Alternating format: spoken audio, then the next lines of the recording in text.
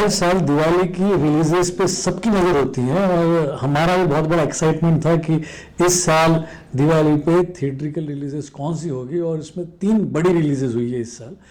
उसमें सबसे पहले राम सेतु जिसमें अक्षय कुमार है, दूसरी फिल्म है थैंक गॉड जिसमें अजय देवगन और सिद्धार्थ मल्होत्रा है, और तीसरी फिल्म है हर हर महादेव जो कि मराठी फिल्म है। मराठी फिल्म होने के बावजूद भी ये बड़े बजट की जी टॉकीज़ की रिलीज़ है, इसलिए इसको भी हम प्राइम या मेजर फिल्म ही कह सकते हैं। इन 3 फिल्मों से बहुत सारी उम्मीदें थी और हर बार ये देखा गया है कि जब भी दिवाली में 2 या 3 बड़ी फिल्में रिलीज़ होती हैं तो सारी की सारी ही सुपरहिट होती है। मुझे याद है एक ही वक्त में गोलमाल और फैशन रिलीज़ हुई थी और दोनों फिल्में सुपरहिट थी। तो उसी तरीके से हम भी आशा कर रहे थे कि इस साल की दिवाली में तीनों जो फिल्में रिलीज़ हुई है वो तीनों की तीनों हिट होगी, लेकिन ऐसा नहीं हुआ है। अगर हम कलेक्शंस की बात करें तो सबसे पहले हम बात करेंगे राम सेतु की। राम सेतु का बेसिकली बजट हम अगर कहें cost of production plus marketing तो करीब 150 करोड़ तक का है। और इसके पहले दिन का कलेक्शन यानी कि ट्यूसडे का कलेक्शन इस बार हुआ ये कि सारी ही दिवाली की रिलीजेज ट्यूसडे को रिलीज़ हुई है, और जिससे कि उनको एक बड़ा वीकेंड मिला है। Tuesday, Wednesday, Thursday, Friday, Saturday, Sunday, यानी कि 6 दिन का वीकेंड मिला है। ऐसा बहुत रेयरली होता है।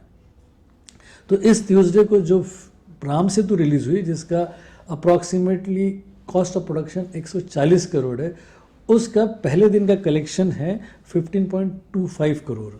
वो ठीक ठाक बोल सकते हैं क्योंकि 3,500 सिनेमा घरों में स्क्रीन्स पे ये फिल्म रिलीज़ हुई, जिसको सिर्फ एवरेज कह सकते थे।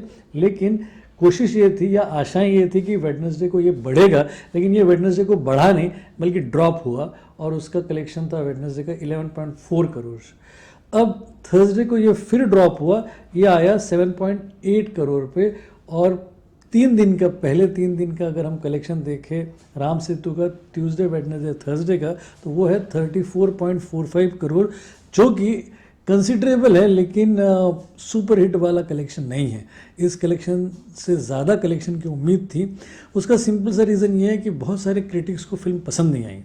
टाइम्स ऑफ इंडिया को फिल्म पसंद नहीं आई, और उसके अलावा कई सारे बड़े प्रोडक्शन हाउसेज या मीडिया हाउसेज जो रिव्यूज़ करते हैं, रिव्यूअर्स ने फिल्म को नकार दिया।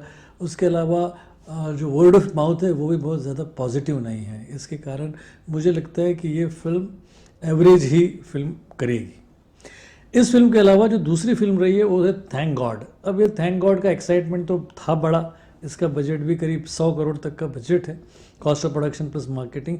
इसके पहले दिन का कलेक्शन था 8.1 करोड़ जो कि कम था। अच्छा, इसके स्क्रीन्स भी राम सेतु के कंपैरिजन में कम थे। इसके स्क्रीन करीब 2,500 स्क्रीन्स थे। इसके दूसरे दिन का कलेक्शन यानी कि वेडनेसडे का इसका कलेक्शन था 6 करोड़ का, यानी कि 2 करोड़ का नुकसान था दूसरे दिन। तीसरे दिन इसका कलेक्शन था 4.15 करोड़, यानी कि फिर 2 करोड़ नीचे आई ये फिल्म।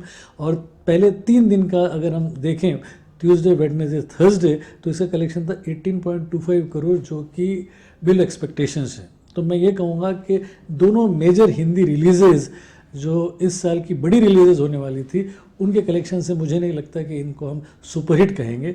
ये दोनों फिल्में बॉक्स ऑफिस पर बिलो एवरेज और एवरेज ही रही है।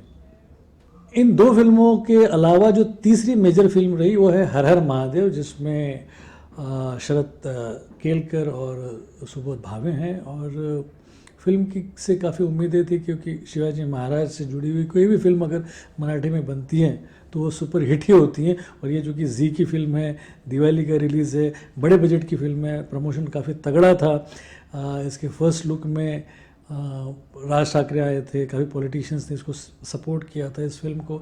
और फिर मराठी लैंग्वेज के शिवाजी महाराज के चाहने वाले काफ़ी लोग हैं, काफ़ी बड़ी तादाद में लोग हैं, तो इससे काफ़ी उम्मीदें थी। तो उम्मीदों के अनुसार ही पहले दिन का इसका कलेक्शन यानी कि ट्यूसडे का कलेक्शन था 2 करोड़, दूसरे दिन का इसका कलेक्शन था 1.17 करोड़, और तीसरे दिन का कलेक्शन था इसका 90 लाख का।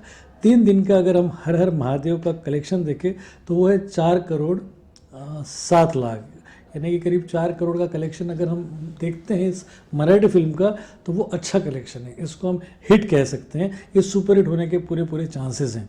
तो कहने का मतलब ये है कि 2 बड़ी हिंदी फिल्में और एक मराठी फिल्म रिलीज़ होने के बाद हम ये कह सकते हैं कि इन तीनों फिल्मों में और मराठी फिल्म का कलेक्शन काफ़ी अच्छा है। इस फ्राइडे को एक्चुअली जो फिल्में हुई है, तारा वर्सेस बिलाल करके एक हिंदी फिल्म है जो कि बिल्कुल विदाउट प्रमोशन रिलीज़ की गई, इसलिए उस फिल्म के बारे में कोई बातचीत नहीं हुई, ना ही उसका कोई बज़ रहा। उसके अलावा एक दूसरी इंग्लिश फिल्म है द इन्विटेशन, जो कि इंग्लिश हॉरर फिल्म है, वो भी रिलीज़ हुई, लेकिन उसका भी कोई खास ऐसा बज़ नहीं है।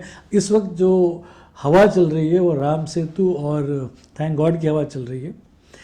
इसके अलावा जो आगे आने वाली फिल्में हैं जो कि 4 नवंबर को रिलीजेज है, उसमें मिली है, फ़ोन बूथ है, उसके अलावा डबल एक्सेल है।